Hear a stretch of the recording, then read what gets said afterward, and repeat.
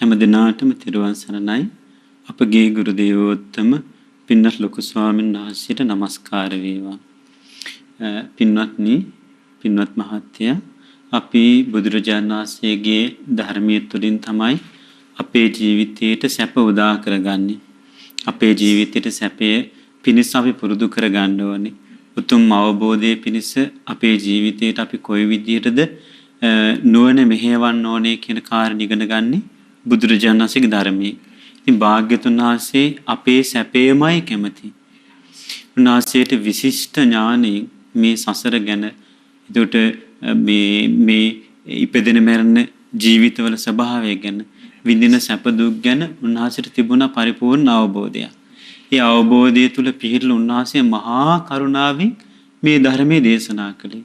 ඉතින් අපි වාසනාවන්ත වෙලා තියෙනවා ඒ භාග්‍යතුන් වහන්සේ වදාළ උතුම් ශ්‍රී සද්ධර්මයේ ඉගෙන ගනිමින් ඒ ධර්ම අපේ ජීවිතයට ගලප ගන්න. ඉතින් අද අපි මේ ඉගෙන ගන්න දේශනාවත් බුදුරජාණන් සේ විදිහට දේශනා කරපු අති විශිෂ්ට දේශනාවක්.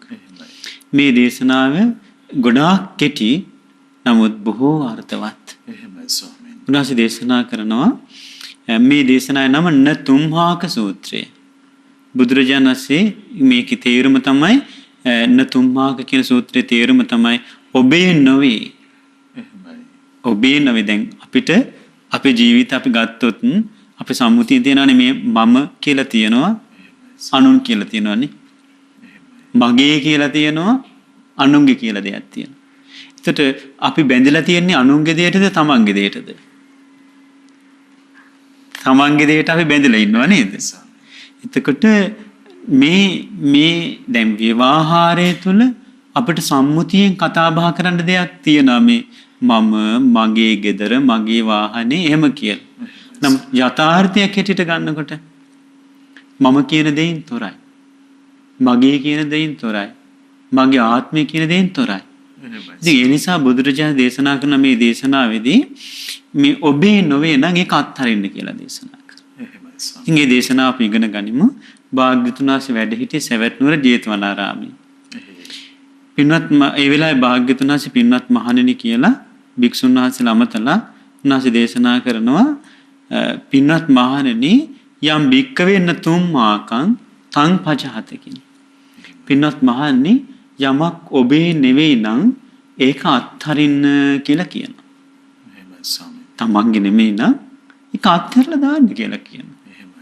තංවෝ පහිනං ඒක ඔබට ප්‍රහාණය වුණාම, ඒ දේ අත්හැර ගත්තාම එතකොට ඔබට හිතසුව පිණිස පවතී කියලා. දැන් අපි හිතමු අපිට අයිති නැති අනුන්ගේ දෙයක් අපි බලෙන් අපිට අයිති කියලා අපි අල්ලගෙන ඉන්නවා. ඒ දේ තමන්ගේ දේ කියලා අපි අල්ලගෙන ඉන්න අනුන්ගේ දෙයක්. හැබැයි අනුන්ට ඕන වෙලාවක ඇවිල්ලා අපිට ගහලා බැනලා තර්ජනය කරලා හිංසා පීඩාවට පත් කළේ ගන්න බැරිද? අරගෙන යන්න පුළුවන්. අරගෙන යන්න පුළුවන්. ඇයි ඒක?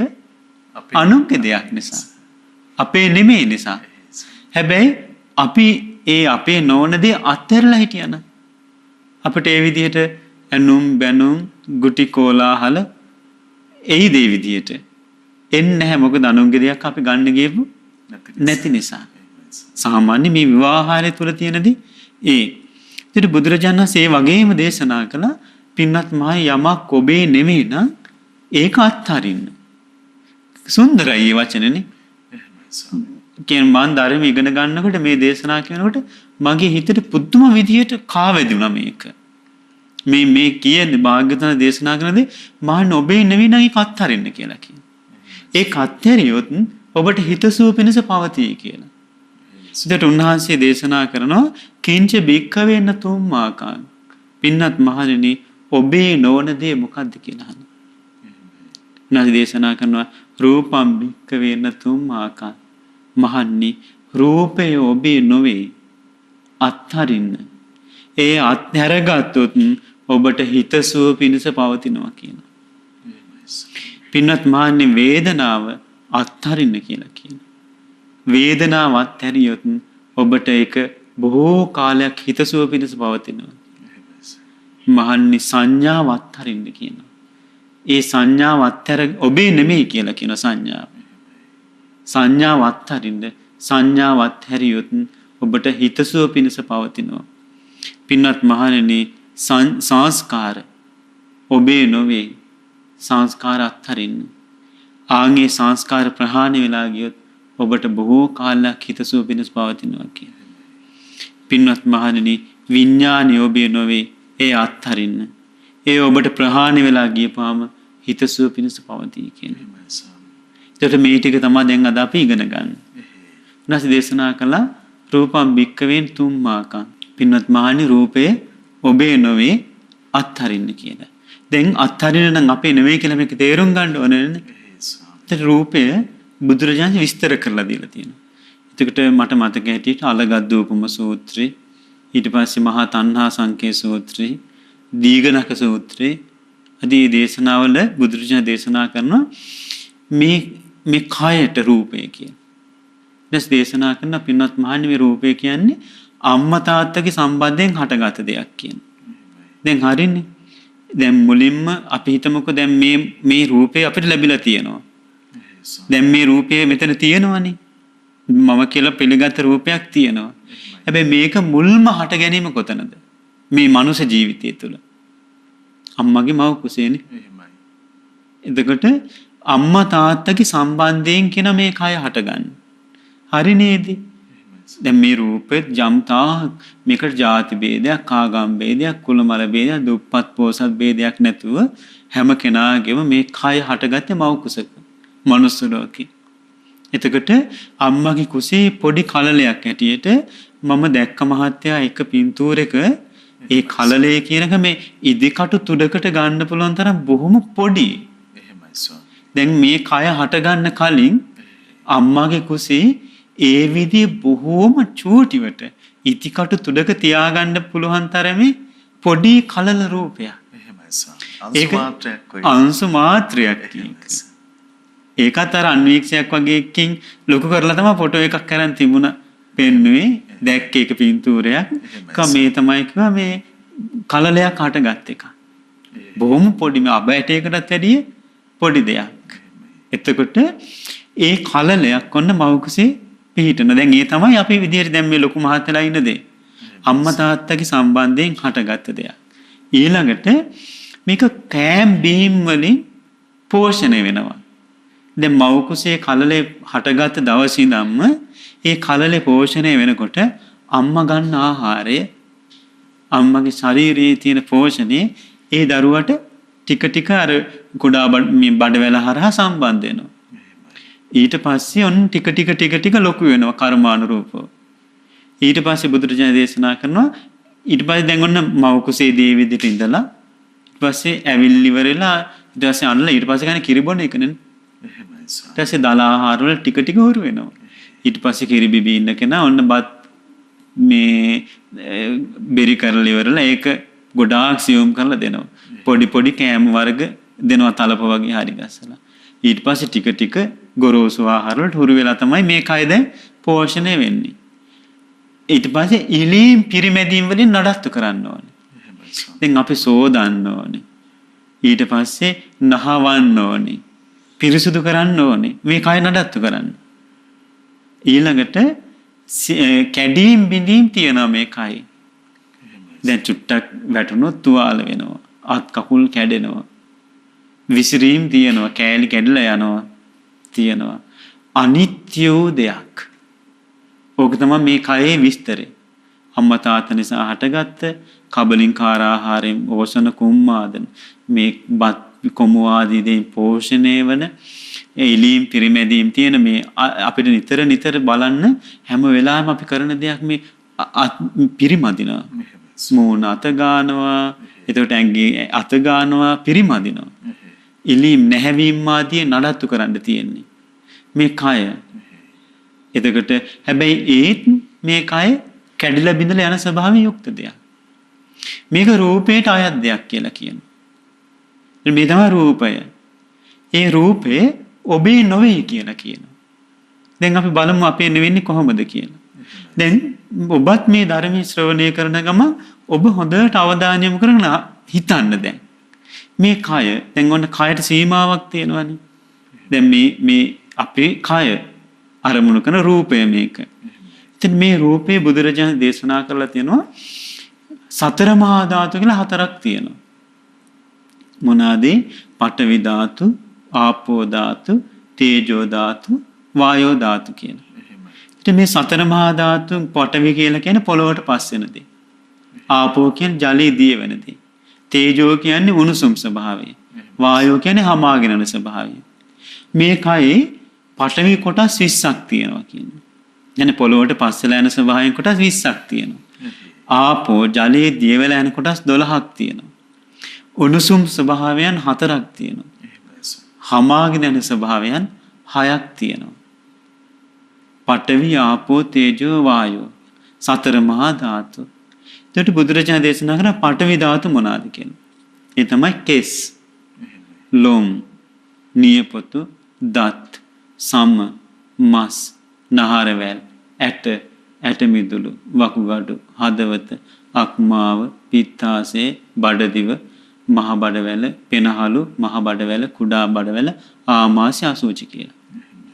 ඊට පස්සේ ආපෝ ධාතු පිත. පිත කියන්නේ දැන් බොහෝ වෙලාවට මේ උදේම අපි අවදි වුණාට පස්සේ නිකන් ඔක්කාරට ආවොත් එහෙම තිත්තට නිකන් කහ පාට එනවා අමුතු සැරක්. ගෑස් එකක් එක්ක වගේ. ඒකට කියන පිත.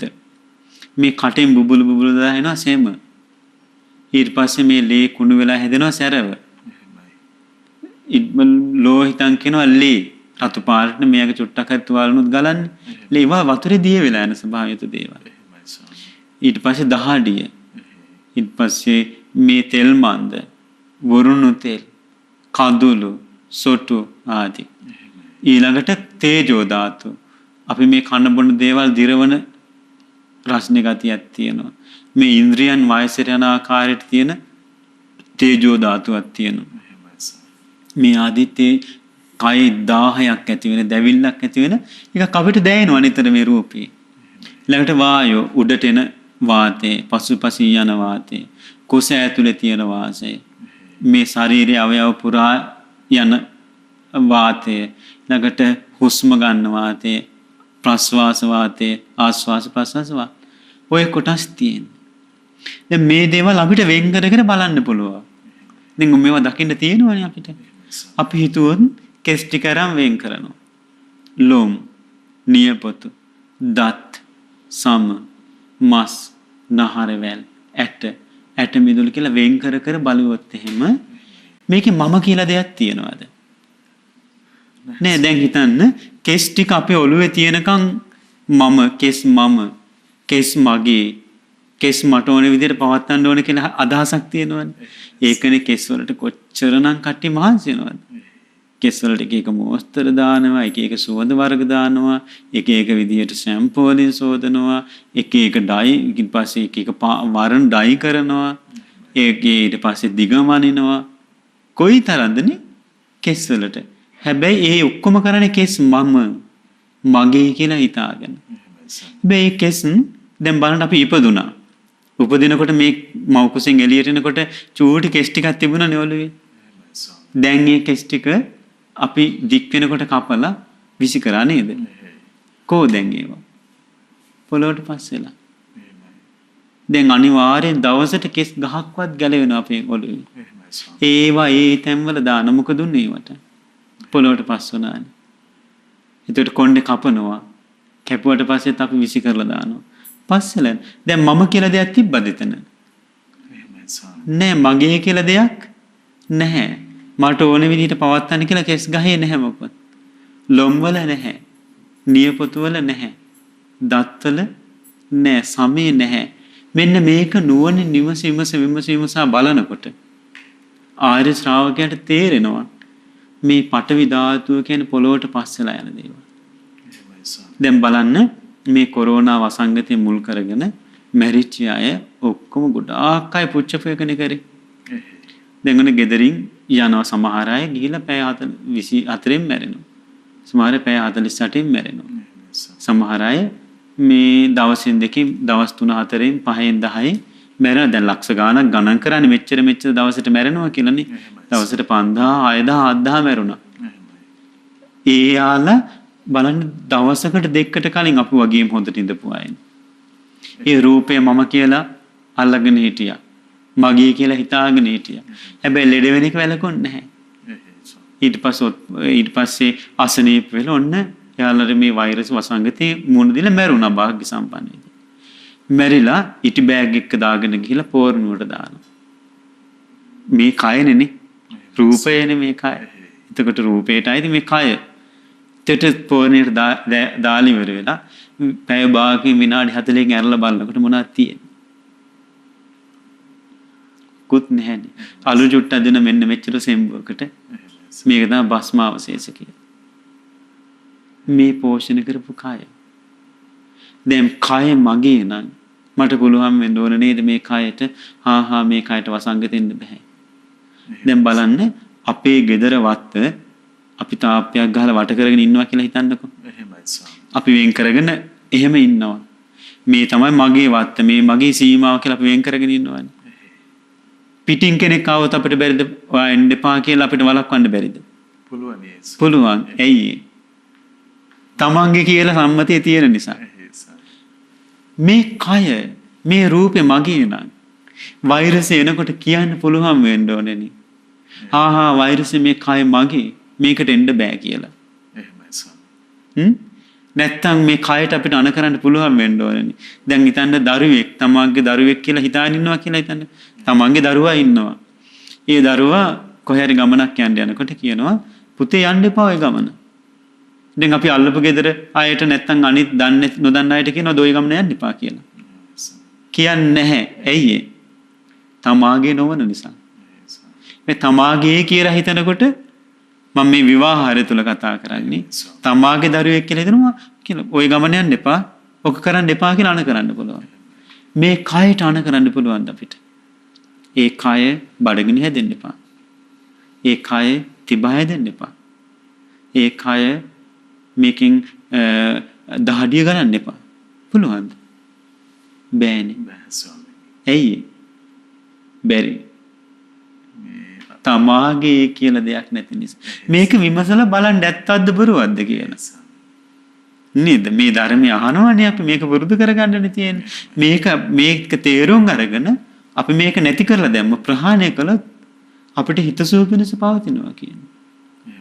එතකොට අපිට මේ කය මගේ නම් මට පුළුවන් වෙන්න ඕනේ මේ කය මෙසේ වේවා මෙසේ නොවේවා කියලා පවත්වන්න. හැබැයි මේ රූපය මෙසේවා මෙසේ නොවේවා කියලා පවත්වන්න බැහැ. ඒකට කියනවා අනාත්මයි කියලා කියනවා. අනාත්ම දෙයකට මගේ කියලා කියන්න බෑ. මම කියලා කියන්න බෑ. මගේ ආත්මය කියලා කියන්න බෑ. ඒ නිසා පින්වත් මහණනි මේ රූපය අත්හරින්න කියනවා. ඇයි අත්හරින්න කියලා කියන්නේ? අනුන්ගේ දෙයකට දැන් හිතන්න අපි දැනම අපි මෝඩේ වගේ බාලය වගේ අල්ලපු කෙනාගේ වත්තත් අල්ලලා ඉවරලා අපි වැටක් ගහ ගන්නවා. රණ්ඩු දබරෙවි අපිට ඉන්න වෙනවා ඊට පස්සේ. හැබැයි කෙනෙක් ඇවිල්ලා මැනලා කියනවා නෑ මේක ඔයාගේ කොටස නෙමෙයි මේක අත්හරින්න කියලා කියනවා. අපි ඒක අත්හැරියොත් එහෙම අපිට ඒ වෙලාවෙන හිතසුව පිණිස පවතිනව නේද? නෑ මේක මගේ කියලා ඉවරලා අපි ඒකම අල්ලගෙන හිටියොත් අපිට නොයේක වේසනයන්ට අවසානයේ කඩු පහරත් කාලා සමහරට ජීවිතේත් අවසන් වෙන්න යනවා. අනුන්ගේ දෙයක් අල්ලගෙන ඉඳපුවාම. ඒ වගේ තමයි මේ කය කියලා කියන්නේ මේ රූපය කියලා කියන්නේ අපිට කොහොමටවත් අයිතියක් කියන්න බැරි දෙයක්. හදාගත්ත ගෙට අයිතියක් කියන්න පුළුවන් මේ මගේ ගෙදර කියලා. මිලදී ගත් ඉඩමට තමන්ගේ වාහනේට අයිතියක් කියන්න පුළුවන් සාමාන්‍ය මට්ටමකට මේ මගේ වාහනේ කියලා. මොකද ඒක තමන්ට ඕන විදිහට මොහොතක් හරි පවත්වන්න පුළුවන්. හැබැයි මේ රූපය කියලා යමකට කියනවාද? ඒ රූපේට අපිට එක හණක් පිළිපදින්නේ නැහැ මේ රූපේ. මේ රූපය තමාට ඕන කියලා චුට්ටක්වත් පවත්වන්න බෑ. මේ රූපය තමාට අයිති නැති දෙයක්. මේ රූපය අයිති පොළොවට පස්සෙලා යන දෙයට. මේ රූපය අයිති ජලයේ දියවෙන. දැන් බලන්න අද දවස පුරාවට අපි S2 යම් කබ කඳුළු ගැලුවා නම් ඔය ජලයේ දිය වුණා නේද? නායෙන් සොටු ආවනම් අපි මේ හැම මොහොතකම වතුරත් එක්ක දිය කරා. අපි කෙල ටිකක් ගැහුවා නම් වතුරට දිය වෙලා ගියා. ලේ ටිකක් ආවන වතුරේ දීවිලා ගියා. අපේ කෙස් ටිකක් ගැලවිලා පොළොවට දැම්මනම් පොළොවට පස් වෙනවා. නියපොත කපලා දැම්මනම් පොළොවට මේ ජීවත් වෙලා ඉද්දි කොච්චර දේවල් අපේ ශරීරයෙන් පොළොවට පස් වෙලා යනවද? ඒ වගේම නේද මේ ශරීරේ තියෙන දේ. දැන් අපිට පොළොවට පස් වෙලා ගියපු නියපොත ගැන හිතනවද මගේ කියලා? නෑ, ඒක පොළොවට පස් වෙලා ගියා. ඇයි මේ කයේ තියෙනකොට විතරක් මේක මගේ කියලා අපි මුලාවෙන් ඉන්නේ? මොනතරම් මුලාවක්ද? මේක අත්හැර ගන්න කියනවා. මේක අත්හැර ගන්න කියලා කියන්න බුදු කෙනෙක්ම පහළ වෙන්න ඕනේ. බුදු කෙනෙක් පහළ වෙලයි මේක අත්හැර ගන්න කියලා දේශනා කරන්නේ. ඒ වෙනකන් ඔක්කොම කියන්නේ මේක පිළිගන්න. දැන් ගොඩාක් අය හිතාගෙන ඉන්නේ දෙවියන් වහන්සේ තමයි මේ කය මවලා දුන්නේ. ඇයි දෙයියනේ එහෙනම් මෙහෙම ලෙඩ වෙන කයක් මවලා දුන්නේ දෙවියන් වහන්සේ? දෙවියන් වහන්සේ කොච්චර කූරයිද එහෙනම්? ඇයි මේ දුක ඇති කරලා දෙන්නේ මිනිස්යන්ට? දැන් බලන්න දෙවියන් වහන්සේ නම් මේ ලෝකෙ මැව්වේ. දෙවියන් වහන්සේ කැමැත්තට නම් මේ දෙවෙන්නේ. දැන් මේ වසංගතය නිසා මිනිස්සු කොච්චර දුක් විඳිනවද? ඇයි දෙවියන් වහන්සේ ඒ තරම් දුක් දෙන්නේ මිනිස්සුන්ට? මේ සසරේ අපි මොලේ කල්පනා කරලා වැඩ කරන්න. මේක හේතුවක් නිසා හටගත්ත දෙයක්. සසරේ ඉපදි මෙරි යන කර්මානුරූපව සකස් වුණු දෙයක්.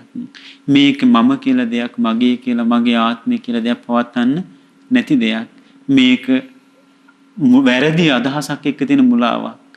මෙන්න මේ මුලාවත් එක්ක තමයි අර සක්කාය දිට්ඨි විචිකිච්ඡා ආදී ඔක්කොම සංයෝජන තියෙන්නේ. ඇත්තටම ඒ මම කියලා දෙයක් නැහැ, මගේ ආත්මය කියලා දෙයක් නැහැ කියන කාරණේ අපි හොඳට විමස බලන්න ඕනේ. එතකොට තේරෙනවා මේ කය දෙන කෙස් ලොම් නියපොතු දත් සම්මස් ආදී පොළොවට පස් වෙනවා. පිත්ත සෙම සරවාදී දේවල් ජලයේ දිය වෙනවා. උණුසුම් ස්වභාවයේ බාහිර උණුසුමත් එක්ක දැන් බලන්න කල්පනා කරලා රස්නේ කියලා ගත්තොත් දැන් අපි මේ කය තේජෝ ධාතුව තියෙනවනේ. මේ උණුසුමක් තියෙනවනේ. නමුත් අපිට මේ තේජෝ ධාතුවේ ගිනි කූරක් තරම්වත් රස්නයක් උපදව ගන්න බැහැ. බොහොම පොඩි තේජෝ ධාතුවක් තියෙනවා. වායෝ ධාතුව කොච්චරද කියලා ගත්තොත් අපිට බැලුමක් පුම්බ ගන්න තරම් වායෝ ධාතුවක් නැහැ. නේද? බැලුමක් පුම්බ ගන්න ඕනොත් එහෙම දැන් මේ මොහොත ඉඳලා ඉවරලා බැලුම පුම්බ ගන්නොත් අපි එළියෙන් හුස්ම අරගෙන අපහු බැලුමට දාලා බැලුම පුම්බවන්නේ. චුට්ටක් තියෙන ඩිංගිත්තක් තියෙන්නේ. ඒ දේ ඉක්මනින් නැති වෙලා යනවා. එතකොට බුදුරජාණන් දේශනා කරන මහණෙනි රූපය ඔබේ නොවේ. ඒක අත්හැර ගන්න තමයි අපි මේ පඨවි ධාතු, ආපෝ ධාතු, තේජෝ ධාතු, වායෝ ධාතු මේ විදිහට විමසීමස බලන්නේ. ඒ බලනකොට මේ රූපය ගැන අපේ යම් අදහසක් තියනවාද? රූපේ මගේ, රූපය මම, රූපේ මගේ ආත්මය කියලා ආන්ගේ අදහස ප්‍රහාණය වෙලා යනවා. ඒ අදහස ප්‍රහාණුවත් හිතසුව පිණිස පවතිනවා කියන්නේ. කොහොමද හිතසුව පිණිස පවතින්නේ? රූපය ගැන තියෙන සක්කාය දිට්ඨිය නැති වෙලා ගියොත් සතර අපාය සදහටම නිදහස් වෙනවා. මේ කය මුල් කරගෙන රූපය මුල් වෙලා තියෙන කාම ඡන්දේ තුනී වුණොත්, ව්‍යාපාදේ තුනී වුණොත් එහෙම සකදාගාමී වෙලා එක වතාවක් කාම ලෝකෙ ඉපදලා පිරිනිවන් පානවා. මේ කය ගැන, කාමය ගැන සම්පූර්ණයෙන්ම දුර වෙලා ඕරම්බාගී සංයෝජන පහ නැති වෙලා ගියා. අනාගාමී වෙලා බ්‍රහ්ම ලෝකෙ ඉපදලා පිරිනිවන් පානවා. මේ රූපය ගැන තියෙන ඇල්ම සම්පූර්ණයෙන්ම නැති කරලා දැම්මොත් අරහත්ත්වයටපත් වෙලා පිරිනිවන් පාන්න පුළුවන්. ඒ කියන්නේ ආය කායකට යන්නේ නැහැ. ආය රූපයක් නොලැබෙනවා. ආය දුක නොලැබෙනවා. ඒකටයි බුදුරජාණන් දේශනා කරන මහණෙනි මේවා ඔබේ නොවේ අත්හරින්න කියලා. අත්හැරියොත් හිතසුපින අතීතේ අත්හැරපුවා හිටියා. ඒ අත්හරිනකොට ඒ අත්හැරපු නිසා යාලා සැපසේ ජීවිතය ගත කළා. පිරිනුවම් පෑව දුකින් නිදහස් වුණා. අපිට මේ කයම මේ රූපෙම පිළිගත්ත නිසා ඉපදි මෙරි කාලක නිරේ, තව කාලක තිරිසන් ලෝකේ, තව කාලක ප්‍රේත ලෝකේ විඳ යන්න වෙලා තියෙනවා. ඊළඟට බුදුරජාණන් දේශනා කරා වේදනාවත් ඔබේ නෙවෙයි අත්හරින්නේ. වේදනාව සැප විඳිනවා, දුක් විඳිනවා, උපේක්ෂා විඳිනවා. ඒතර මේ විඳීම ඇති වෙන්නේ ස්පර්ශේ. කියන්නේ අපිට සැපක් වේවා දුකක් වේවා උපේක්ෂා වේවා විඳීමක් ඇති වෙන්නේ අපේ ඇස කන නාසය දිව කය මනස කියන ආධ්‍යාත්ම ආයතනත් රූප ශබ්ද ගන්ධ සුවඳ රස පහස අරමුණු කියන බාහිර ආයතනත් ආධ්‍යාත්ම ආයතන බාහිර ආයතන විඥානයත් එක්ක එකතු වීම. ඒතර කරුණු තුනක් එකතු වීම. ඒ කරුණු තුන එකතු වෙනකොට තමයි ඇසෙන් රූපයක් දැකලා සැප දුක් උපේක්ෂා විඳීම ඇති වෙනවා.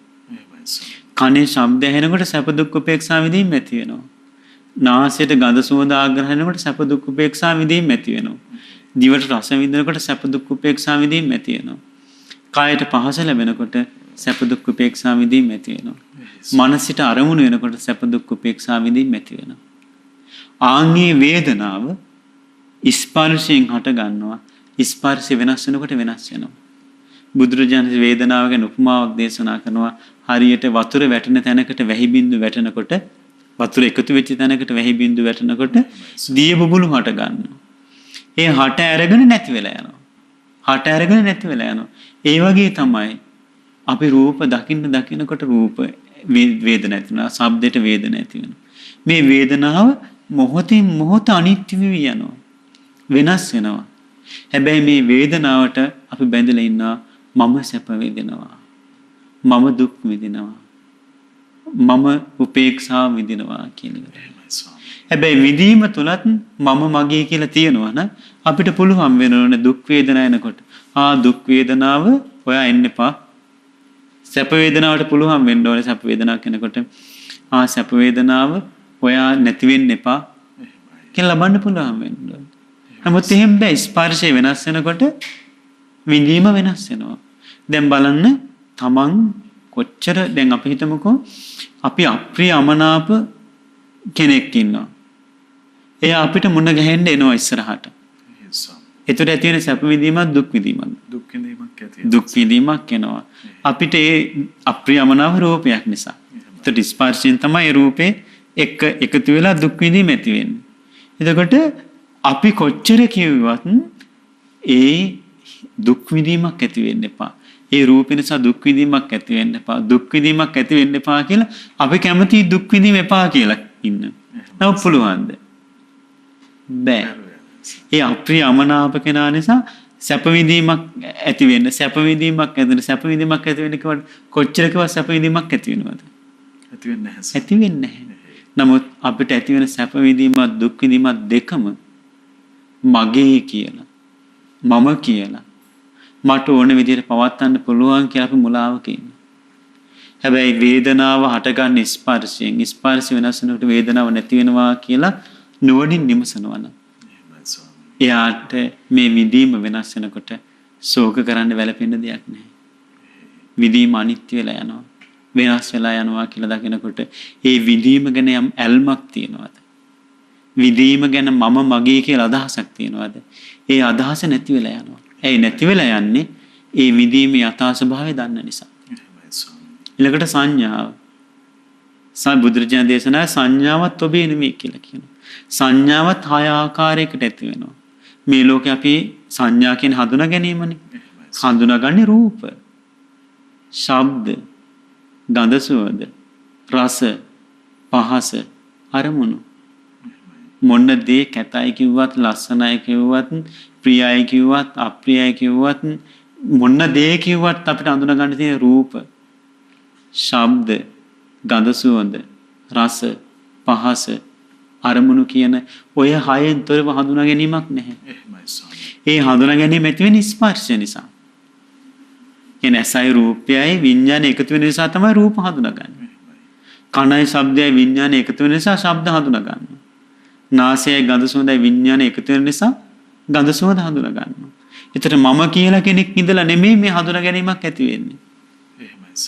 ආධ්‍යාත්ම ආයතන තියෙන බාහිර ආයතන තියෙන දැන් ආධ්‍යාත්ම ආයතන නාම රූපෙන් හටගන්නේ. බාහිර ආයතන සතර මහා ධාතුන්ගෙන් හටගන්නවා. ඒ දෙක නිසා විඥානය හටගන්නවා. ඒ කරුණු තුන එකතු වීම ස්පර්ශය. ස්පර්ශය හඳුනා ගැනීමක් ඇති වෙනවා. එතකොට මේ හඳුනා ගැනීම ස්පර්ශයෙන් නිසා කියලා දන්නේ නැති නිසා අපි හඳුනා ගන්න දෙයට මුලා වෙනවා. හඳුනා ගැනීමට මුලා වෙන්නේ කොහොමද? අනිත්‍ය දේ නිට්ටය හැටියට හඳුනා ගන්නවා. දුක් දේ සැප හැටියට හඳුනා ගන්නවා. එතකොට අනාත්ම දේ ආත්ම හැටියට හඳුනා ගන්නවා. අසුභ දේ සුභ හැටියට හඳුනා ගන්නවා. ඔන්න ඔය සංඥා විපල්ලාස තියෙනවා කියන්නේ. ඔය සංඥා විපල්ලාසත් එක්ක තමයි අවිද්‍යාව තියෙන්නේ. ස්වාමීනි. සංඥා විපල්ලාස. ඒකට බුදුරජාන් වහන්සේ දේශනා කළ තියෙන අපේ ජීවිතවල මේ අසාතං සාත රූපේන අප්‍රිය අමිහිරි දේවල් අපි හඳුනාගන්නේ මිහිරි ස්වરૂපේ. අප්‍රිය රූපේ නප්පියං. අප්‍රිය දේවල් අපි හඳුනාගන්නේ ප්‍රිය ස්වરૂපේ. දුක්ඛං සුඛ ස්වરૂපේන. දුක් දේවල් අපි හඳුනාගන්නේ ප්‍රිය ස්වરૂපෙන් මේ සැප ස්වરૂපෙන් කියලා කියනවා. පමත්ත මතිමතිත ඒකත් එක්කම අපි ප්‍රමාද වෙවි ඉන්නවා. තව තවත් මුලාවටම යනවා. නමුත් බලන්න මේ ලෝකේ හඳුනාගත්ත රූප නිට්ටය වෙලා තිබුණේ මොනවාද? මොකුත් නැහැ. නැහැ ස්වාමීනි. හඳුනාගත්ත ශබ්ද නිට්ටය වෙච්ච ශබ්දයක් තියෙනවද? නැහැ.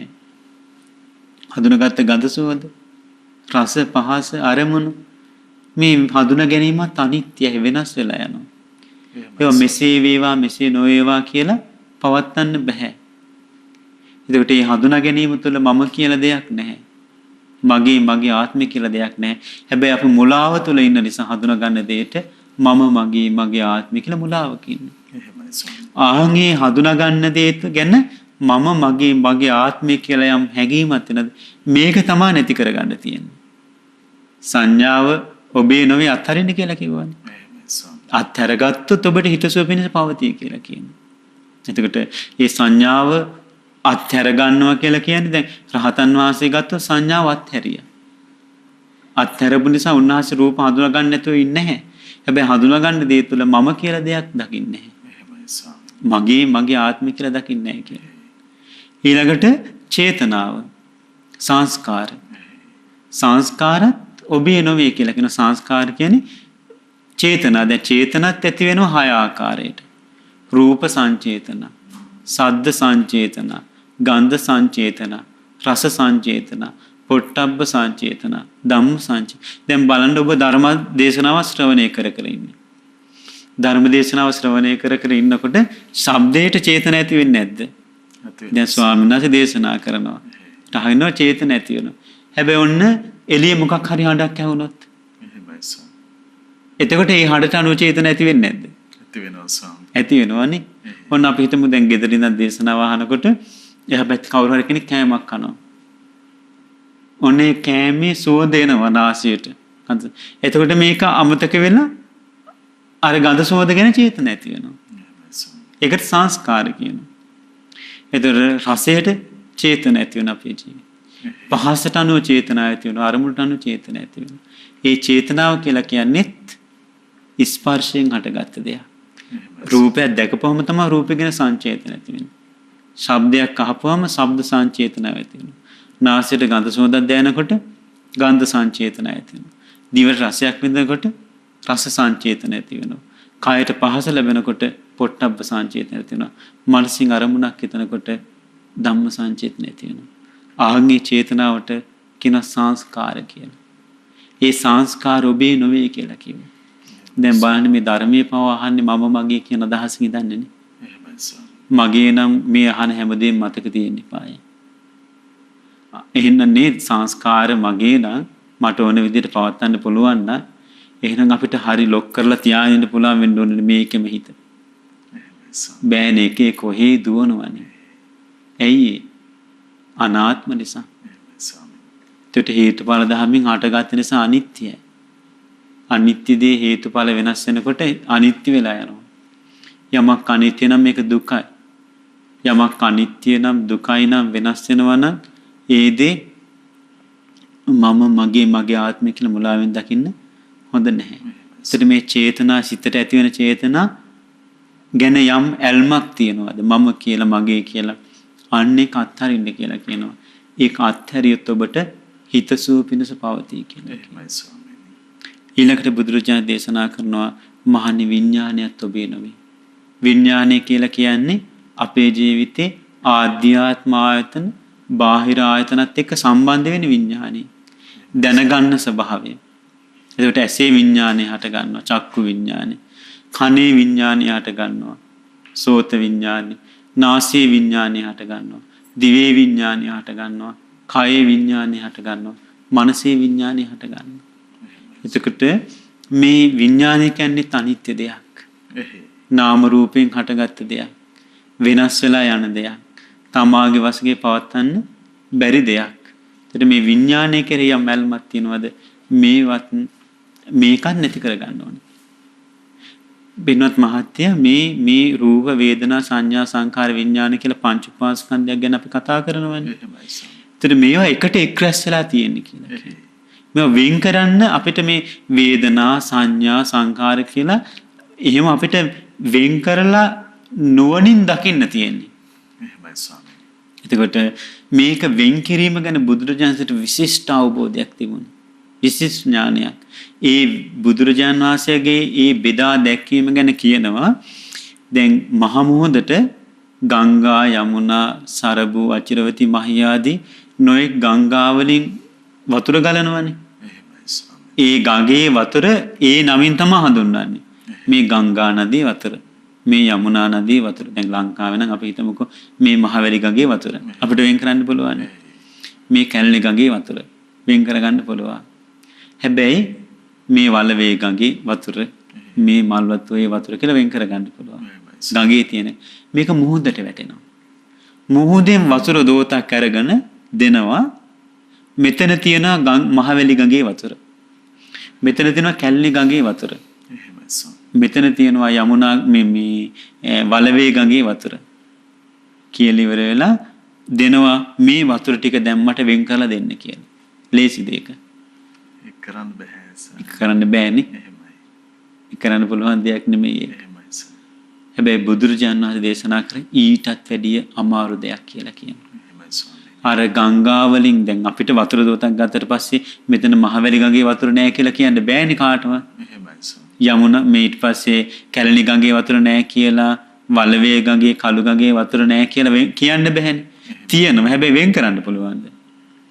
වෙන් කරන්න බෑ. මොකද එකට එකතු වෙලා තියෙන්නේ. ඒ වගේ තමයි මේ රූප වේදනා සංඥා සංකාර විඥාන එකට එකතු වෙලා එකට එක් රැස් වෙලා තියෙන්නේ. මේක වෙන් කරලා අපි දකින්න මොකෙන්ද? ප්‍රඥාවෙන්. බුදුරජාණන් වහන්සේ අර මහ මුහුදේ වතුර අරගෙන මේ ගංගා මේ යමුනා මේ සරබු මේ මහි කියලා වෙන් කරාද වෙන් කරනවාද කියන්නේ ඊටත් වැඩිය දුෂ්කර දෙයක් කියලා කියනවා. මේකලේ මේ රූපය කියලා වෙන් කරලා පෙන්වලා දීලා තියෙනවා. මේ වේදනාව කියලා වෙන් කරලා පෙන්වලා දීලා තියෙනවා. මේ සංඥාව කියලා වෙන් කරලා පෙන්වලා දීලා තියෙනවා. මේ චේතනාව කියලා වෙන් කරලා පෙන්වලා දීලා තියෙනවා.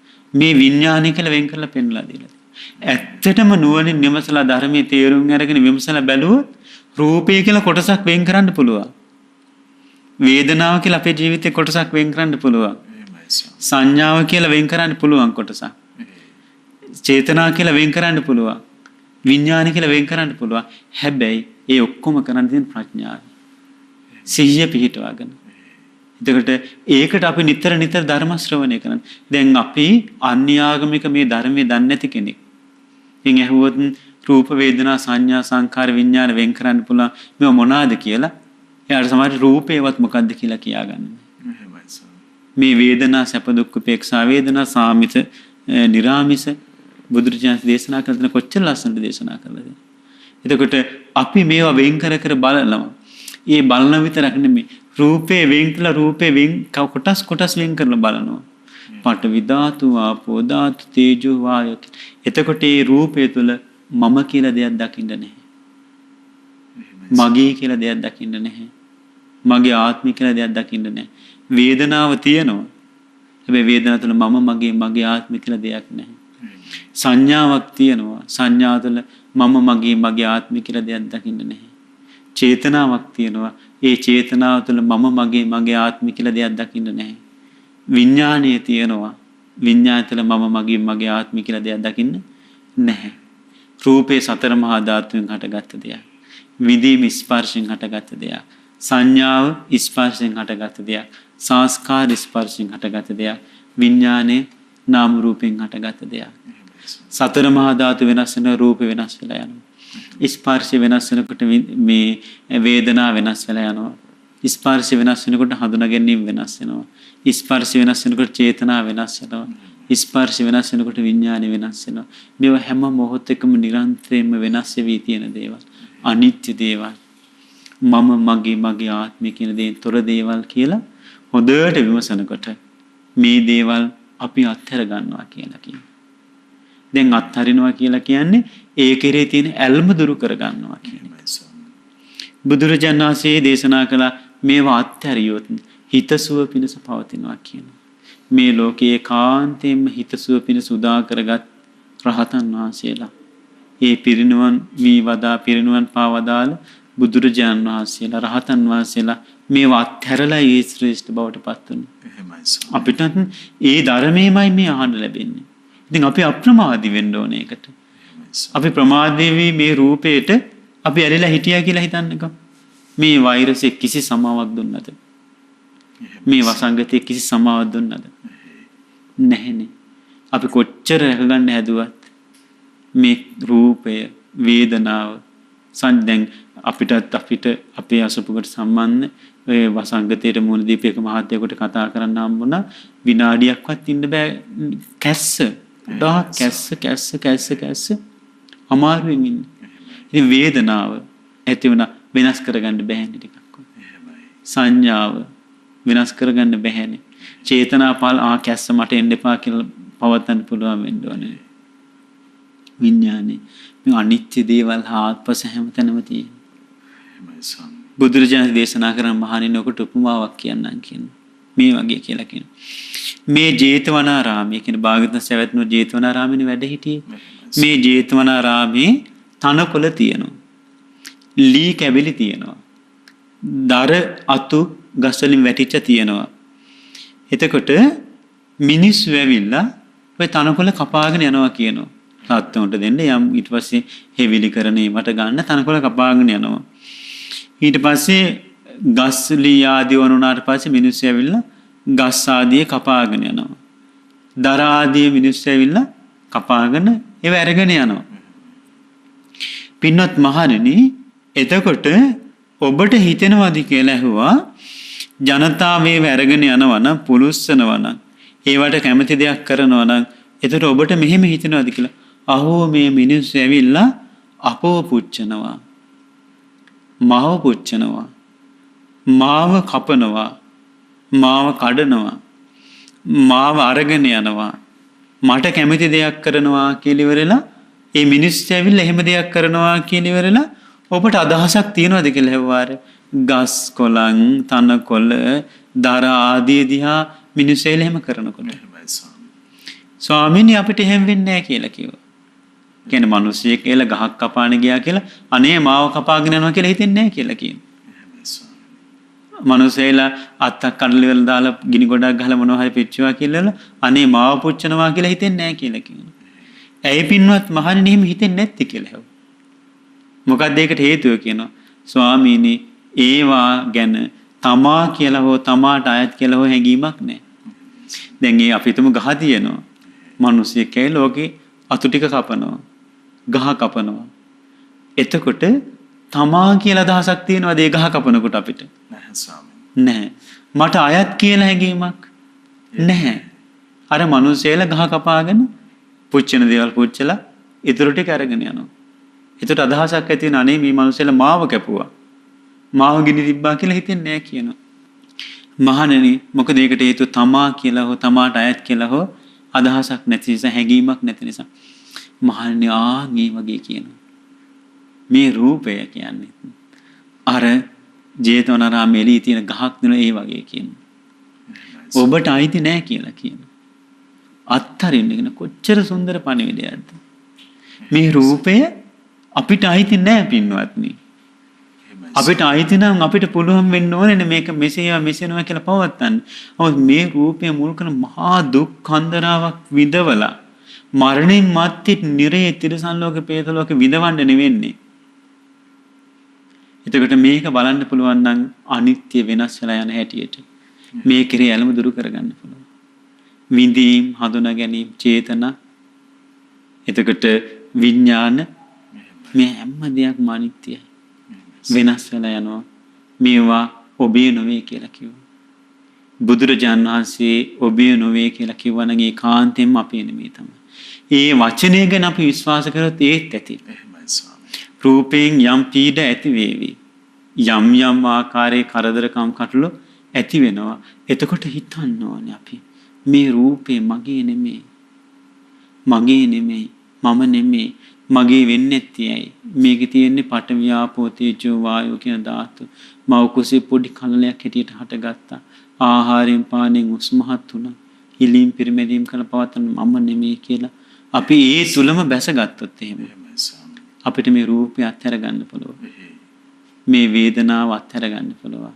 සංඥා සංඛාර විඥාන අත්හැර ගන්න පුළුවන්.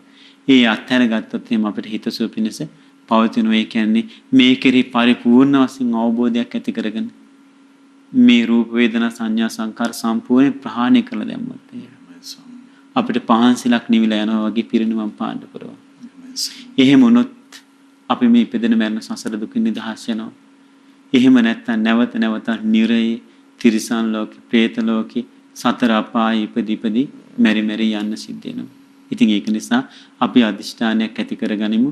ආත්පසින් වසංගතයක් ඇවිල්ලා මේ දහස් ගණනින් මිනිස්සු මෙරි මෙරි යද්දි දැන් බලන්නේ මැරිච්ච මිනිස්සුන්ගේ රූපය අනිත්‍ය වෙලා ගියා. වේදනාව අනිත්‍ය වුණා. සංඥා සංකාර විඥාන මොන තරම් ඇත්තක්ද බුදුරජාණන් දේශනා කළේ.